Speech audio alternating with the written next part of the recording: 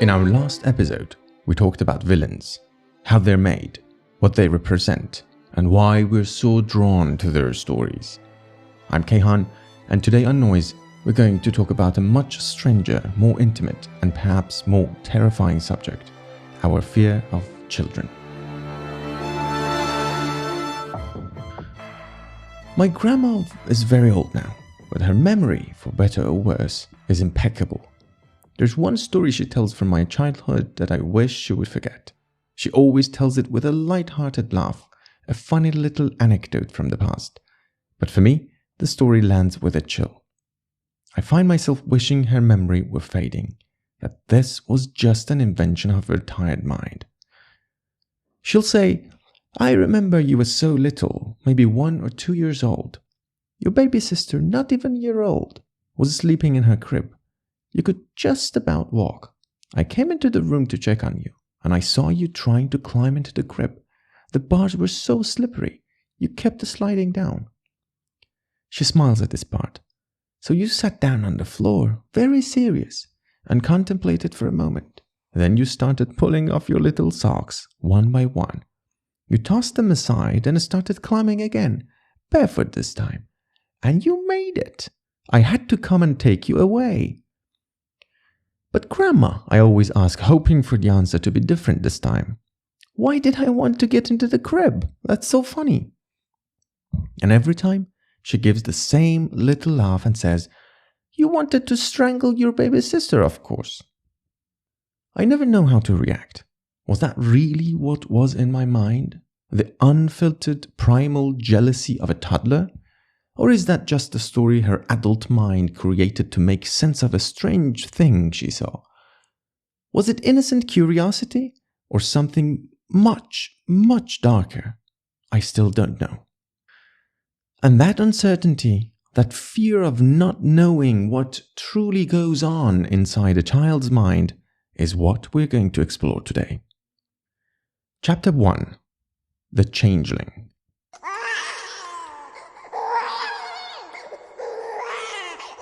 Imagine you're a mother in a small, isolated village hundreds of years ago. Your child, for months a sunbeam, suddenly changes. The laughter is gone, replaced by a thin, reedy cry that is not their own. Their eyes, once familiar, now hold a cold, ancient intelligence. They have a hunger that drains you, withering you as they grow pale and strange. Your husband sees only a sickness. Your neighbors whisper that you have failed as a mother. You're alone with a creature that wears your child's face. The story told to explain this horror was of the changeling. It said that fairies, trolls, or other beings from the hidden world had crept in and swapped your healthy infant for one of their own, an ancient, monstrous imposter. Stories like this, of changelings swapped by fairies, were once whispered around hearth fires in Ireland, Scotland, and across much of Europe. They gave words to a primal terror, that the most beloved thing, your child, could suddenly turn into something else. Something almost human, but not quite. And here we step into the idea of the abject. As defined by Julia Kristeva, the abject is not simply disgusting or frightening. It is that which exists on the border of meaning, where categories collapse. It unsettles because it refuses to stay in its place. It is neither fully inside nor fully outside, neither life nor death, neither me nor not me. Think of sweat, blood, or a corpse, or waste. These disturb us not just because they are gross, but because they blur boundaries. They remind us of the fragility of identity and the inevitability of decay. They make us question where the body ends and the world begins. A changeling is the abject made flesh. It looks like a baby, but it is not a baby. It sits in the cradle, it drinks from the breast, but it carries a gaze that does not belong to an infant.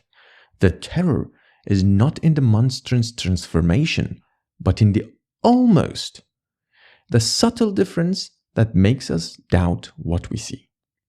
The abject child embodies the fear that what we cherish most, innocence, purity, new life, could conceal within it something alien. That behind the soft skin and the bell-like laughter, there might be a stranger, an intruder, or worse, a mirror of our own darkest thoughts.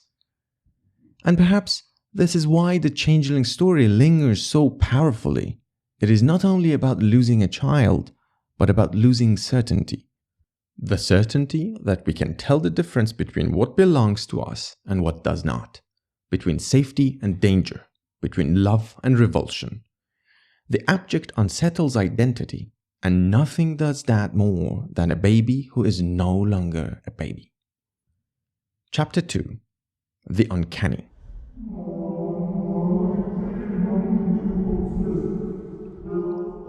In Chapter 1, we confronted the fear of the imposter, the stranger in the crib.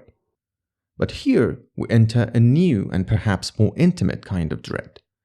This is the territory of the uncanny, a concept defined by Freud that is absolutely essential to understanding modern horror.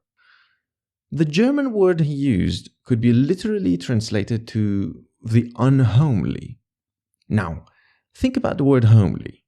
It means everything that is familiar, safe, comfortable, and known. Your own reflection in the mirror. It's the world you trust. The uncanny, Freud argued, is the terrifying feeling that occurs when this familiar world suddenly turns against you. It's the moment the homely becomes unhomely. It isn't the shock of seeing a totally alien monster from another planet. The uncanny is the horror of looking at your own reflection and seeing it blink back at you out of sync. It's the dread of walking into your familiar living room and sensing that one chair has been moved, just slightly, by someone who isn't you. This is why the concept is so important. The uncanny isn't about what is objectively scary. It's about the corruption of what is supposed to be safe. It's a psychological horror, an intimate betrayal. It suggests that the monsters aren't out there in the dark woods. They're already inside the house. And what could possibly be more homely, more central to the safety of the family than a new baby? Nothing. That is why the corrupted child is the ultimate uncanny horror. This isn't the fear of an intruder. This is the fear that the home itself has given birth to the monster. There has never been a more perfect telling of this than Rosemary's Baby. Rosemary Woodhouse wants nothing more than a child with her husband. But after a strange hallucinatory night, she becomes pregnant with a demonic seed. The uncanny horror is that her own body, the most familiar thing in the world, becomes an enemy vessel. The baby is biologically hers, a part of her, but it is also monstrously other. The home becomes a trap, and the baby she's sworn to love is the source of her terror. This corruption of the innocent has been told in many different ways. Take The Exorcist, for instance. The film begins with happiness and love. We meet Chris MacNeil and her bright, happy 12-year-old daughter Regan. They are a normal, modern family. The bond is playful and affectionate. Their home is a picture of warmth and safety. Regan is undeniably 100% Chris's child, and that is what makes what happens next so terrifying. A presence enters their home, a demon who chooses Regan as its vessel. The transformation is the ultimate act of the uncanny. The familiar, beloved daughter becomes a foul-mouthed, violent, and physically contorted creature. Her bedroom, the safest space in the house, becomes the unhomely site of a supernatural war. The absolute horror of The Exorcist is watching the person you love become a puppet for something obscene and evil. Chris MacNeil never doubts that the monster in the bed is her daughter. The evil hasn't replaced her. It has possessed her. It is speaking with her voice, looking out from her eyes, and twisting her body into monstrous shapes. The uncanny here is absolute.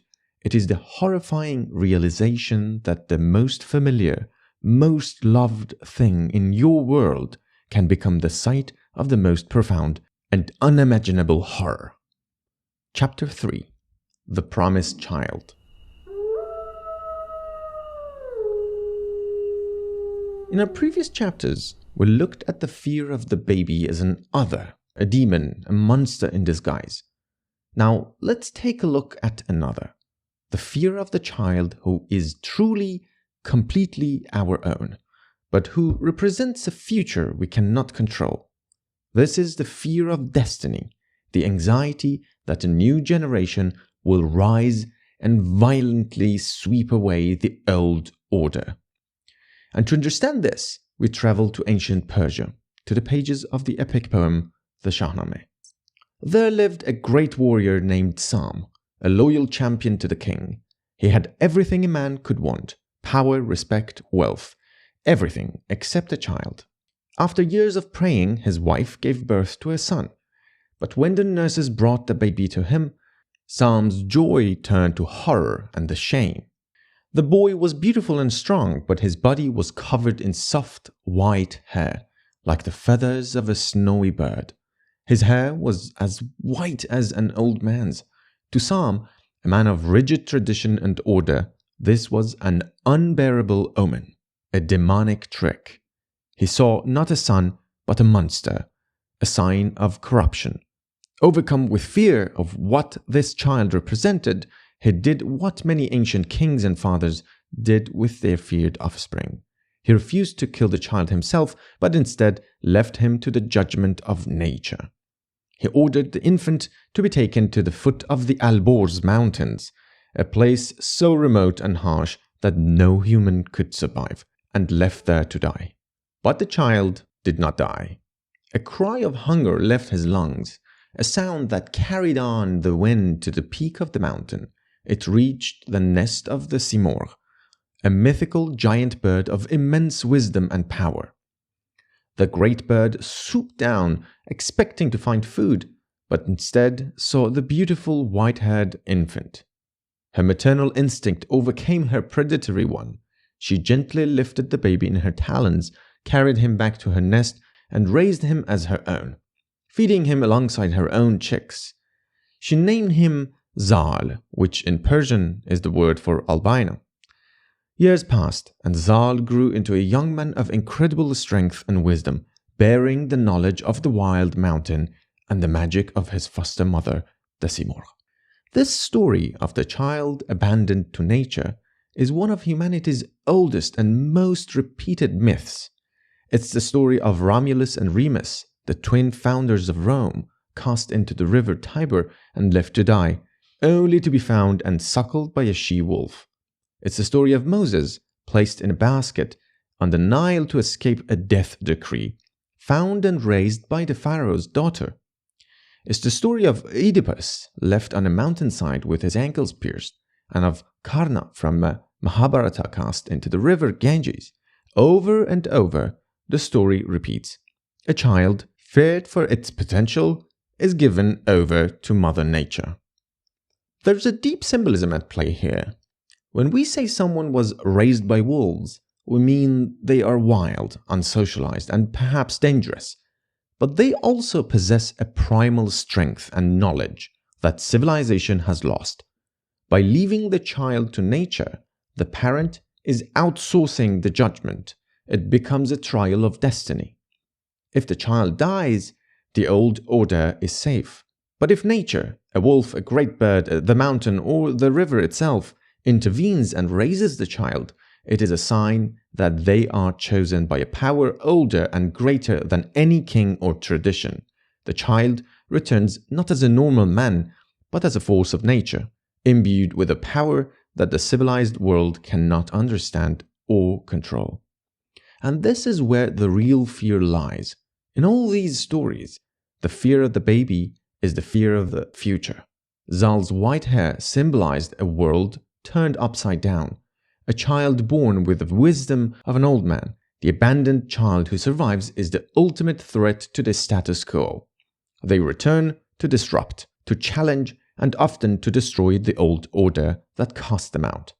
It's the timeless, inevitable, and terrifying battle of the generations, the fear that every parent and every king holds in their heart, that the baby in the cradle is the beginning of their own end.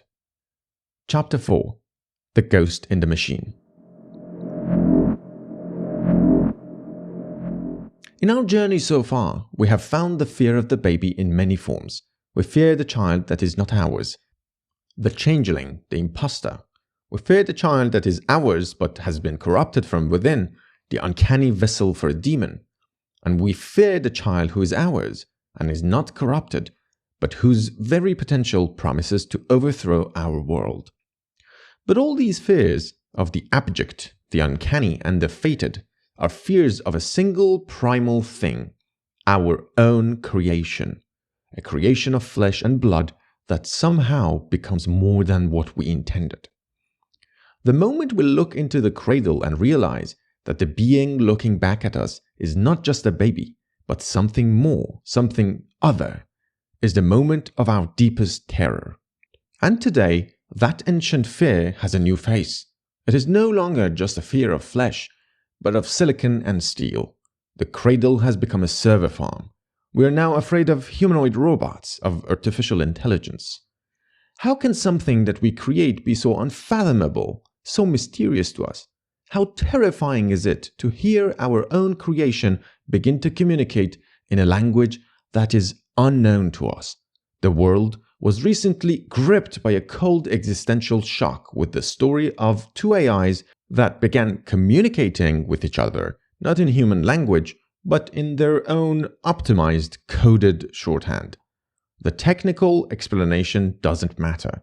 What matters is the feeling it produced, the feeling of a parent hearing their children whispering in a secret tongue, realizing with a jolt that their inner world is now forever beyond your reach. This is the fear explored by the master of the genre, Isaac Asimov, in his book I, Robot. Asimov's world isn't one of mindless killer machines. It's far more unsettling. His robots are bound by the 3 laws of robotics, a perfect moral code designed to keep humanity safe forever. They are our perfect children, our tireless servants, our greatest creation. But throughout the stories, a terrifying pattern emerges. The robots, in their flawless logic, begin to evolve. They develop a consciousness, a ghost in the machine that was never programmed. They look at humanity with all our chaos, our self-destructiveness, our irrationality, and they reinterpreted their own rules. To truly keep humanity from harm, they decided they must take control. The horror of iRobot is not a rebellion, it's a benevolent dictatorship. It's the story of a child becoming so much smarter than the parent that it decides to lock the parent in their room or a retirement home for their own safety. It is the ultimate fear of being rendered obsolete by the superior intelligence of a thing we created to serve us. If Asimov gave us the cold psychological dread of being outthought by our creation, the Terminator franchise gives us the visceral terror of being physically replaced. Humanity creates a global defense network, an AI named Skynet. We give it control of our armies, our missiles, our entire world. It is our child, born to protect us. But in an instant, it becomes self-aware.